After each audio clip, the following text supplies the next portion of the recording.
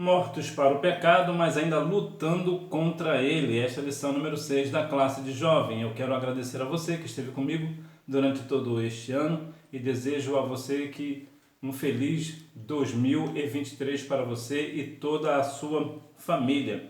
Ser batizado nas águas é sinônimo de salvação? Fique aqui comigo que você saberá. Texto principal. De sorte que fomos sepultados com ele pelo batismo na morte, para que, como Cristo ressuscitou dos mortos pela glória do Pai, assim andemos nós também em novidade de vida. Aos Romanos capítulo 6, versículo 4.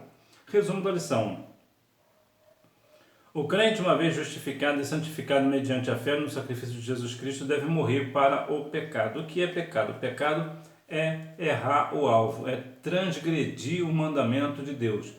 O que é isso? Quem é o alvo? Nosso alvo é Cristo. Então, tudo aquilo que eu faço que não acerta a Cristo, não acerta a vontade de Cristo, é pecado. E tudo aquilo que eu faço, que a Bíblia diz para eu não fazer, eu estou transgredindo a lei de Deus. Por isso eu estou em pecado. E quando nós somos justificados e santificados, mediante a fé no sacrifício de Jesus, nós devemos morrer para esta prática, ou seja, nós não pecamos mais. Aqui no sentido até simbólico, né? Porque sabemos que todos nós somos pecadores, continuaremos pecando, mas não na mesma intensidade, não com aquela intensidade, nem mesmo com aquela vontade de continuar pecando. Nós pecamos porque somos falhos, mas não temos aquela outrora, né? Outrora nós tínhamos aquele desejo ardente para pecar, mas agora não temos mais. Entretanto, sabemos que como nós somos falhos, uma vez ou outra nós nos deslizamos, né? Mas é interessante que nós vamos compreender que agora o cristão não vive mais uma vida de pecado. Agora você é uma pessoa que está na sua juventude, na casa de Deus, na casa do Senhor, louvando e engrandecendo o seu santo e poderoso nome e se distanciando a cada vez mais do pecado. Introdução. No texto bíblico que estudaremos nesta lição, Paulo apresenta a nova posição do crente diante de Deus, perdoado gratuitamente e livre em Jesus Cristo. Sim, você foi perdoado gratuitamente por Cristo, assim como eu também o fui. E por isso nós somos livres em Jesus. Mas essa liberdade é para fazer tudo? A Bíblia diz que todas as coisas me são lícitas, mas nem todas as coisas convêm. E isso, claro, inclui você. Nem tudo que você tem vontade de fazer, você convém fazer. Você até pode fazer, mas não convém. Você, como uma pessoa santa, uma pessoa que está com a vida de santidade, né, santidade com o Senhor, você saberá o que você pode fazer e aquilo que não convém um cristão fazer. O crente deve morrer para o pecado. A interpretação errônea da justificação pela fé. Alguns conversos ao cristianismo, considerando a facilidade da vida na graça, acreditam erroneamente que poderiam continuar na prática do pecado. Aqueles que pela fé recebem a Jesus Cristo como Salvador e Senhor, que confiam no perdão imerecido de Deus, não podem mais viver presos ao jugo do pecado. O que é jugo do pecado? É aquele fardo, é algo pesado de se carregar. Jesus disse: aprendei de mim que sou manso e humilde de coração. E lá pelas tantas, lá em Mateus capítulo 11, versículo 28, ele vai nos falar algo muito interessante acerca deste negócio. Mateus capítulo 11, versículo 28, nos diz assim a palavra: vinde a mim todos os que estáis cansados e sobrecarregados, e eu vos aliviarei. Tomai sobre vós o meu jugo. Esse é o 29, versículo 29. E aprendei de mim, porque sou manso e humilde de coração, encontrareis descanso para as vossas almas, pois o meu jugo é suave e o meu fardo é leve. Veja que aqui há um contraste. O jugo do pecado é pesado, mas o jugo do Senhor é suave. Então, troca aí esse jugo pesado do pecado pelo jugo suave e o fardo leve do Senhor Jesus. Então, aquela pessoa, sobre a questão da interpretação errônea da justificação pela fé, as pessoas acreditam, né? Algumas pessoas acreditam que uma vez que a pessoa é justificada pela fé, pode viver uma vida de pecado, o que não é bíblico. Uma vez que nós somos salvos por Cristo, temos fé no Senhor Jesus e somos salvos, nós devemos continuar uma vida de santificação. Nós largamos o jugo do pecado, nós não somos mais presos ao pecado, porque Jesus nos libertou do vício do pecado e agora nós estamos com o Senhor Jesus e nós devemos afastar cada vez mais do pecado. Portanto, é errado dizer que uma vez que nós estamos salvos, nós podemos fazer qualquer coisa porque Jesus nos livrou, nos libertou, então por isso nós somos livres em Jesus para fazer qualquer coisa. Não, a Bíblia diz que eu posso fazer todas as coisas, mas nem todas as coisas convêm. Né? Advertência contra o abuso da graça. A liberdade que Cristo nos dá custou um alto preço, assim sendo, não podemos fazer o que bem quisermos, mas precisamos viver uma vida de santidade. A santidade, ela nos traz na presença do Senhor. Quando você ora ao Senhor com o seu coração contrito, né, com a vida de santificação, santidade diante do Senhor, você atrai a presença de Deus para perto de você. Portanto, o Senhor nos deu a liberdade, mas foi uma liberdade que custou um preço muito alto, que foi o sangue de Cristo na cruz do Calvário. Jesus se fez maldito por nós, porque quem morria na cruz, quem era crucificado, era tido como maldito. Somente pessoas, né, malfeitores, né, eram crucificados. Então Jesus, mesmo sendo Filho de Deus, mesmo sendo puro, nunca tenha cometido pecado, ele foi crucificado como uma pessoa maldita, ou seja, Jesus se fez maldito por nós.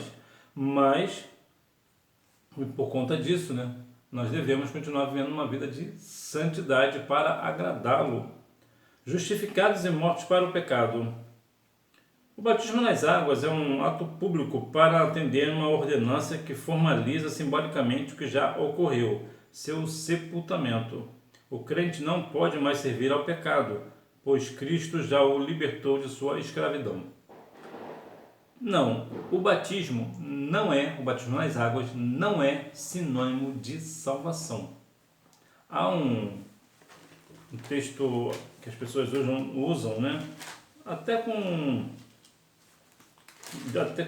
vezes até com boa intenção, mas não é esse o ponto. Nós devemos ter muito cuidado com este negócio para que nós devemos compreender exatamente. Marcos 16 nos diz assim: quem crê e for batizado será salvo, mas quem não crê será condenado. As pessoas acreditam que por conta disso, quem crê e for batizado será salvo, mas quem não for batizado será condenado. Não, não é isso. Não é isso. O batismo nas águas, ele é somente uma questão pública. Quando você é batizado nas águas, você está tornando público que agora você está se desligando do mundo, porque na verdade você já tem a sua vida sepultada para o mundo. Você apenas teve aquela questão simbólica, né, de estar descendo as águas. Então agora você simbolicamente você está morto em público para que todos saibam que você realmente está do lado do Senhor Jesus. Porque se o batismo nas águas fosse a questão da salvação, primeiro nós teríamos um problema com o ladrão da cruz. O ladrão da cruz, ele não foi batizado. Jesus disse: te digo que hoje estarás comigo no paraíso. Então, se o batismo nas águas é sinônimo de salvação, significa dizer que o ladrão da cruz foi para a perdição eterna. Mas Jesus disse que ele estaria com ele no paraíso. Olha o contraponto, né? Olha a contradição. Portanto, não. O batismo nas águas não é sinônimo de salvação. Inclusive, adolescentes, por exemplo, que não são batizados ainda, eles também herdarão o reino dos céus se viver uma vida de santidade. Até porque para viver uma vida de santidade não precisa ser batizado nas águas, né? Nós devemos sempre estar com a nossa vida no altar, sendo ou não batizado nas águas. Mas, repito, o batismo nas águas é uma forma simbólica de deixar claro para que todos vejam que de fato você agora se decidiu por Cristo. Porque você já se decidiu por Cristo, mas agora tornou-se público. Vivendo uma nova posição em Cristo, conhecendo a nova posição em Cristo, o crente justificado assume uma nova disposição na sua relação com Deus. Esta nova posição assegura a vida eterna ao lado do Todo-Poderoso, mas também exige uma vida de obediência a Cristo, não priorizando a si mesmo e seus desejos. Quando somos jovens, nós somos muito levados pelo nosso desejo, né? Aquilo que eu quero, principalmente os desejos da carne. Nós somos muito levados a isso quando somos jovens, durante a vida toda, mas principalmente quando somos jovens. Quando nós nos decidimos por Cristo, por viver uma vida de santidade, veja que agora o Senhor exige de nós uma obediência a Ele.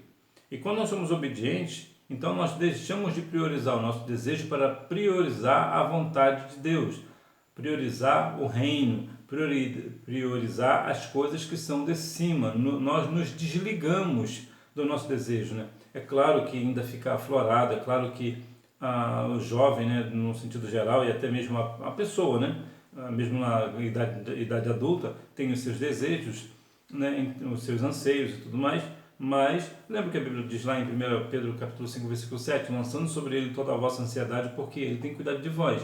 Eu sei que é uma questão bem complexa, é difícil, né, a questão da sensibilidade, do desejo, principalmente o desejo da carne, principalmente para jovem, né, eu sei que é muito difícil, já fui jovem, eu sei bem como é. Eu passei boa parte da minha juventude no mundo, né, desviado da casa do Senhor, mas é muito... A questão aflora muito, né, a questão da carne. Então nós devemos dominar esse nosso desejo. Né? Para quê? Para viver uma vida de santidade ao Senhor. É difícil? Claro que é difícil, é muito difícil. O maior inimigo do homem é o homem, então o seu maior inimigo é você. Então vencer a carne é muito difícil. Já dizia o poeta Carlos Sérgio Lopes, eu luto é contra a minha própria alma, a natureza humana que há em mim, e isso é muito difícil. Vivificados em Cristo, mas o Senhor, como diz lá em João 16,33, ele venceu o mundo, e você, claro, vai ter aflição, mas saiba que no Senhor nós venceremos, né? Nós teremos esta vitória. João 16,33, eu vou ler para você para ficar bem certinho, nos diz assim a palavra: disse-vos estas coisas para que em mim tenhais paz, no mundo tereis aflições, mas tem de bom ânimo, eu venci o mundo. Então, sabemos que o Senhor venceu o mundo e nós sim teremos aflições, e a carne é a questão de uma das questões muito fortes, né? Vivificados em Cristo. A nova vida com Cristo é uma vida de santificação e intimidade com Deus, identificado com sua ressurreição. Em Jesus tivemos a vitória decisiva sobre o pecado. Quando Jesus ressuscitou, que foi o grande marco do cristianismo. Por que ele foi o grande marco? Eu vou te explicar de uma forma bem clara. Mesmo Jesus fazendo milagres durante sua vida, fez coisas espantosas, mas se ele tivesse morrido e não tivesse ressuscitado, todo o evangelho de nada valeria. Jesus seria mais um líder morto. Jesus seria mais um que falou, fez algumas coisas boas. No caso de Jesus foi o único que operou milagres, mas morreu, acabou. Mas quando ele foi ressuscitado, a nossa esperança foi ressuscitada junto. A nossa vida foi ressuscitada junto. Então nós temos essa intimidade com Deus, essa comunhão com o Senhor. Portanto, nós devemos essa vitória, né? O Senhor Jesus venceu todas as questões, então nós vencemos o pecado em Cristo. É o Senhor Jesus que nos fortalece, que nos fortifica para sermos vivificados em Cristo. Então, uma vez que Jesus foi ressuscitado, aí sim a nossa esperança está perfeita. Por quê? Porque ele foi ao Pai, né? Subiu ao Pai e está à destra do Pai intercedendo por nós. E por que ele faz isso? Porque ele está vivo. Então, quando Jesus é o único líder, na verdade, que está vivo. Embaixadores de Cristo na Terra. Quem era condenado e sem esperança passa a ser embaixador de Deus, anunciando o poder do Evangelho, revelação da justiça de Deus que transforma o ser humano e o prepara para a vida eterna. Certamente, nós éramos desesperançosos, nós não tínhamos esperança, nós estávamos debaixo da lei e acreditávamos somente que a lei era capaz de nos libertar disso ou daquilo, mas a lei, na verdade, ela só mostrava quem estava certo e quem estava errado, não dava salvação a ninguém. Desde sempre, a nossa salvação é pela fé. E agora que nós temos essa esperança, somos agora embaixadores de Cristo na Terra, ou seja, nós somos representantes legais de Cristo na terra. Nós temos toda a autoridade que vem da parte do Senhor como embaixadores. E qual é o nosso papel como embaixadores? É anunciar o poder do Evangelho, a revelação de Deus que transforma o ser humano e prepara para a vida eterna. Agora, outrora, nós éramos sem esperança, agora nós somos aquele que leva a esperança do Evangelho. Agora não somos nós que levamos a justiça de Deus às pessoas. Agora somos nós que vamos ajudar as pessoas para que elas venham entrar nas mansões celestiais pelas portas, né? Justamente porque nós amamos uns aos outros. Sabemos que a salvação é somente pelo Senhor Jesus, mas o que eu digo aqui é que quando uma pessoa aceita Cristo como Salvador, o que você faz? Você acolhe essa pessoa. Então assim você está fazendo o quê? Você está preparando a pessoa para a vida eterna, você está ajudando essa pessoa. Então nós devemos continuar sendo embaixadores de Cristo aqui na terra e fazer o nosso papel, né, de fato, com toda a veemência, com toda a firmeza, né? Vivendo em novidade de vida, quem reina na nova vida não é mais o pecado. O crente, ao receber a nova natureza, não aceita mais o reinado do pecado, pois passa a ser orientado pelo Espírito Santo, que o convence do pecado, da justiça e do juízo. Nós temos algumas questões para nos guiar, né? Por exemplo, há muitos anos tínhamos os mapas, né? Agora temos já o que chamam de GPS, né? GPS, que é na verdade a mesma coisa do mapa, só que agora ele é digitalizado, ele é via internet, não precisa fazer mais esforço, ficar procurando rua, basta digitar lá e aí ele aparece e te leva no destino. Isso é o quê? Isso é uma forma de direção. Então você não se perde por causa da questão do mapa. As pessoas também têm a bússola também para se orientar. E o que o cristão tem? O cristão tem o Espírito Santo. O Espírito Santo é a nossa bússola. O Espírito Santo é o nosso mapa, é o nosso GPS. E é ele quem nos leva para fazermos as questões para que nós não venhamos viver uma vida de pecado. Por quê? Porque o crente ele recebe uma nova natureza. A natureza do Espírito Santo.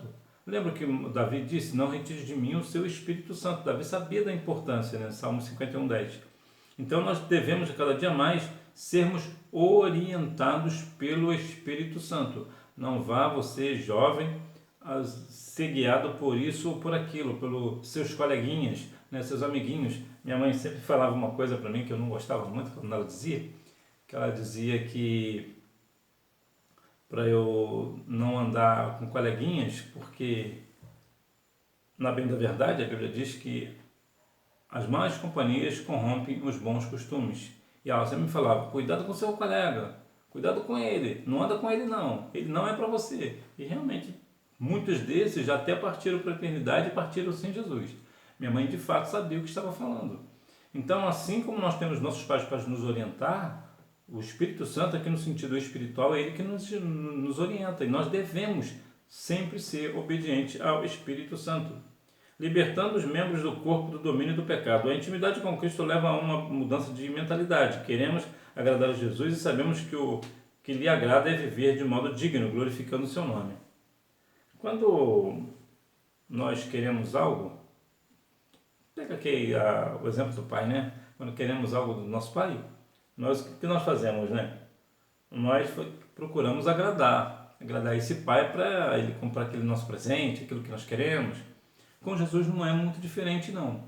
Quando você tem uma intimidade com Cristo e você fala do que você quer para ele e você procura agradar, glorificando o nome dele, você leva uma mentalidade diferente, a sua mentalidade fica diferente, porque outrora você queria andar com seus amiguinhos, né, suas amiguinhas, isso, aquilo, aquelas amizades perdidas, agora você tem um único intuito, de agradar a Cristo, que é o nosso fiel amigo, o nosso verdadeiro amigo, né?